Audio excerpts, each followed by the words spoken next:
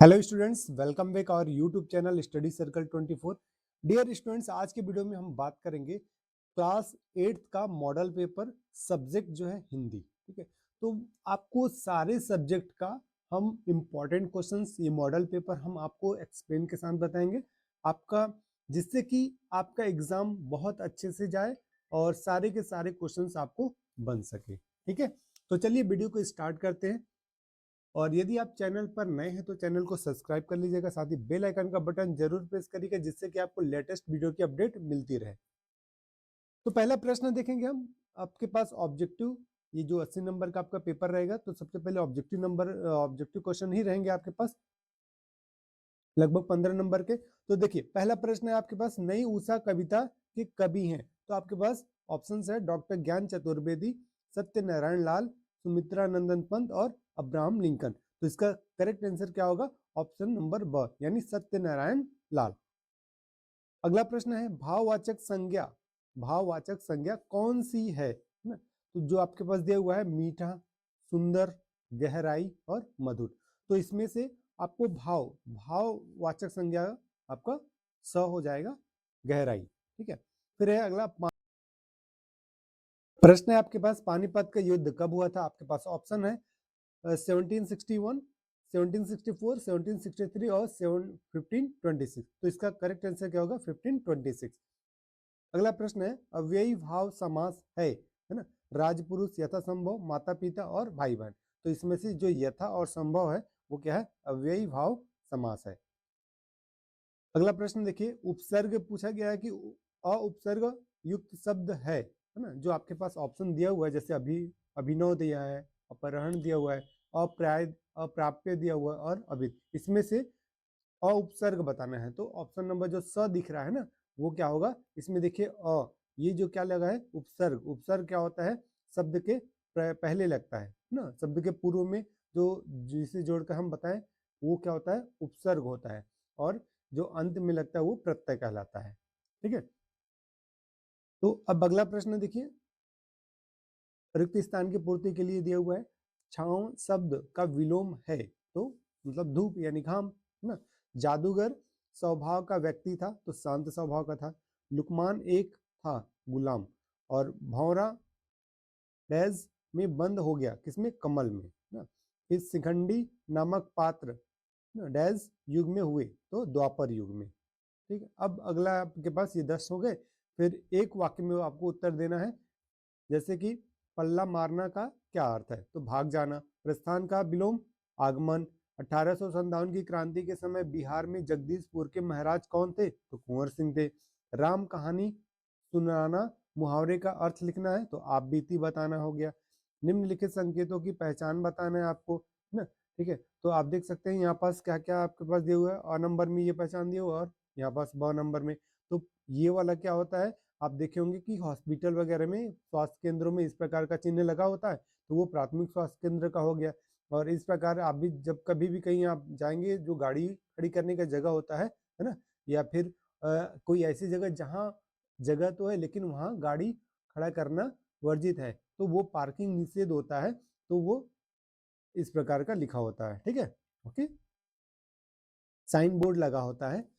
अब देखिए, अगला जो प्रश्न मिलेगा आपको यहाँ से, छोटे प्रश्न 2 नंबर वाले हैं, जो कि 6 प्रश्न है 12 नंबर के। तो पहला प्रश्न देख लीजिए, आपके पास प्रश्न है कि नई उषा कविता में कवि के प्राण प्राण गा उठे कहने का क्या आशय है? तो कविता में कवि का प्राण प्राण गा उठे का आशय है कि हमारा देश चमक उठे, अच्छे कार्यों से अच्छी ज्योति जलाए, स्वावलंबी बने, हर इंसान खुशी के गा सके। ठीक, अगला प्रश्न है कि संजू की डायरी में 1 जनवरी 8 को यानी 2008 क्या लिखा था ना? 08 क्या लिखा था? तो कॉलेज में कक्षा के सामने ठक ठक होती रही, कारीगर पत्थर तराश रहे थे, एक छोटी सी छेनी से वे पत्थर में फूल पत्तियां उकेर रहे थे। ठीक है, अब अगला प्रश्न है आपके पास कि यदि अपनी जान बचाने के लिए इब्राहिम गारदी तौबा कर लेता तो आप क्या उसे क्या मानते?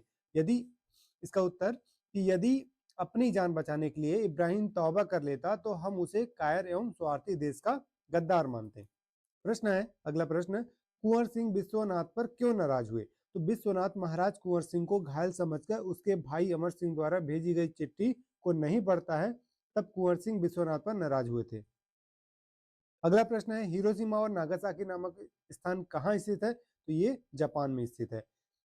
अगला प्रश्न, सत्य शोधक समाज का क्या उद्देश्य है? अगर आपके पेपर में प्रश्न कोई भी 6 प्रश्न करने के लिए आएगा तो 6 प्रश्न ही करिएगा, है ना, 7 के साथ नहीं करना है, राइट। तो अगला प्रश्न, सत्य शोधक समाज का क्या उद्देश्य है? तो इसका उद्देश्य है कि सत्य की खोज में लगने वाला समाज, ठीक है। अब अगला प्रश्न देखते हैं, 3 नंबर वाले प्रश्न मिलेंगे आपको। 5 प्रश्न ऐसे हैं जो 3 नंबर के हैं। प्रश्न देखिए कि सुधीर ऐसा कौन सा काम करता था जिससे श्रीकांत को मॉनिटर का काम संभालने में परेशानी होती थी? तो सुधीर साफ किए गए ब्लैक बोर्ड में हाथ से पात कार्टून बनाता था या फिर बना देता। अध्यापक के आने से पूर्व उसके एक दो साथी मिलकर इस कदर शोर मचाते कि मॉनिटर को तगड़ी डांट खानी पड़ती थी। इन्हीं हरकतों के कारण श्रीकांत को मॉनिटर का काम संभालने में परेशानी होती थी। अगला प्रश्न देखिए, कभी हा आजादी ला जम्मो बिकार के जर काबर कहे है? तो ये आपको छत्तीसगढ़ी में आपको इसका उत्तर देना है। तो इसको आपको बताना है कि कभी हा आजादी ला जम्मो विकास के जर एकरे सेती कहे है कि बिना नहर के खेत में एको दाना नहीं उपजे। जेन मन के अपन गोड़ के बधना ला छोड़ते उहे ला ओकर ठिकाना मिलते। ये इसका करेक्ट आंसर हो जाएगा। अगला प्रश्न देखिए कि कुतुबनुमा का क्या अर्थ है? यह पक्षियों की यात्रा में कैसे सहयोग करती है? तो कुतुबनुमा का अर्थ है सूरज निकलने और डूबने से चिड़ियों को प्रस्थान करने के संकेत से मिलते हैं। चिड़िया सूर्य के कोण के अनुसार अपना मार्ग निर्धारित करती है। दिन में सूर्य और रात में तारे इनकी सहयोग करते हैं। अगला प्रश्न देखिए, प्रश्न है आपके पास कि इतिहास उन्हें कभी माफ नहीं करेगा। इस पंक्ति में उन्हें किसके लिए कहा गया है? ठीक है, तो देखिए इस पंक्ति में विध्वंसक सामग्री के निर्माणकर्ताओं के लिए कहा गया है, क्योंकि उनके विनाशकारी निर्माण के प्रयोग के कारण ही असंख्य मानव काल के गाल में समा गए। प्रश्न देखिए, अगला प्रश्न है कि सावित्री बाई के पिता ने उनके हाथ से किताब छीनकर क्यों फेंक दी?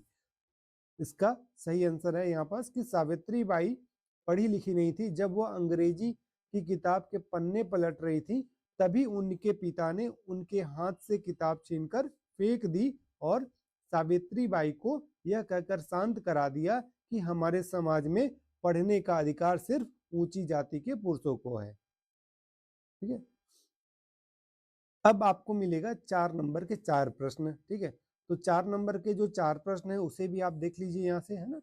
आपको ज्यादा नहीं लिखने हैं, लेकिन जितना आपको करेक्ट आंसर है उतना ही आपको लिखना है। ठीक है, पहला देखिए प्रश्न क्या है, पेंटर को देखकर लेखक के मन में किस तरह के भाव उत्पन्न हुए।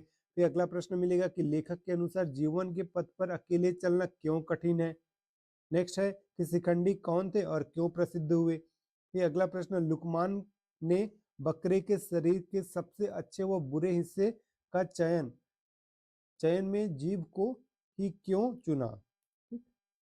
अब इसके बाद मिलेगा आपको 5 नंबर के 2 प्रश्न मिलेंगे जो कि आपके टोटल 10 नंबर दिलाएंगे। तो इसमें क्या मिलेगा आपको, गद्यांश, ठीक है, पद्यांश मिलेगा सबसे पहले कि जिसकी आपको व्याख्या भी करनी है, सब प्रसंग पूरा व्याख्या भी लिखना है। ठीक है, तो सबसे पहले आपको क्या लिखना होगा, संदर्भ लिखना होगा। तो देखिए संदर्भ में आपको क्या करना है, आपको ये बताना है कि ये जो यानी कविता है ये एक प्रकार से कि प्रस्तुत जो पद खंड है वो किसके द्वारा रचित है ना। ठीक है, ये बताना है।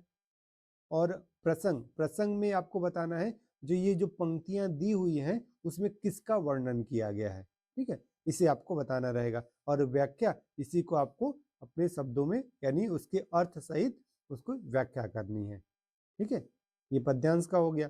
फिर इसके बाद अगला प्रश्न में मिलेगा आपको अपठित गद्यांश को पढ़ना है। अपठित गद्यांश को आपको अच्छे से एक बार पढ़ लेना है और उसमें दिए गए जो प्रश्न है यहाँ पर, जैसे शीर्षक का मतलब हो गया, जैसे आपके पास पार्ट का नाम होता है, किसी स्टोरी का नाम होता है, उसी प्रकार से आपको इसका एक हेडिंग लिखना है, शीर्षक लिखना है। ठीक है, फिर है इसमें अब व्यायाम के बारे में दिया हुआ है तो कितने प्रकार के हैं उसे आपको लिख देना है। ठीक, फिर मानसिक व्यायाम के कौन कौन से अंग हैं इसे बताना है। तो जैसे ही आप ये सारी चीजें आप यहाँ से आप पढ़ेंगे, सारा चीज आपको क्लियर हो जाएगा। ठीक है,